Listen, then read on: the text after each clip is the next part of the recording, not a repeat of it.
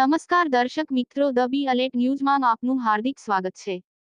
તો જોઈએ આજના મુખ્ય સમાચાર.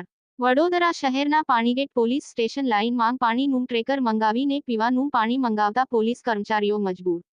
વારંવાર કોર્પોરેશનને પીવાના પાણી માટે રજૂઆત કરવા છતાં લેખિત રજૂઆત કરવા છતાં પણ ઘોર નિંદ્રામાં ઊંઘતું વોર્ડ નંબર 15.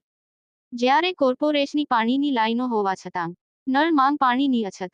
લાગે છે આપણા વડાપ્રધાન નરેન્દ્ર મોદી સાહેબના સૂત્રો ખાલી બેનરો ઉપર દેખાવ પૂરતા જ રહી ગયા છે કે નલ સે જલ. પાણીગેટ પોલીસ લાઇન માંગ રહેતા પોલીસ કર્મચારીઓ તથા પોલીસ સ્ટેશન આવતા જતા લોકો માટે પીવાના પાણીની લાઈનો હોવા છતાં નળમાં પાણી ન આવતા પોલીસ કર્મચારીઓ તથા પ્રજા માટે પાણીના મારવા પડે છે વલખા.